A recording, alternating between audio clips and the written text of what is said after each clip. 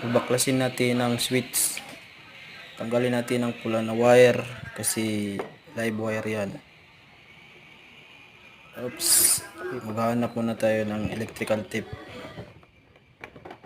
Hanapin muna natin. Nandito lang sa sako yan. Hindi makakawala sa atin yan.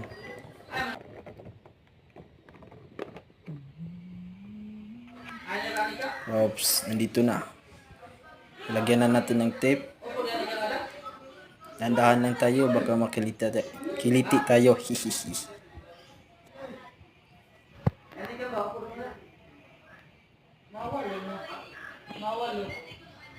Sunod yung tatlo na wire. Wala yung kurente.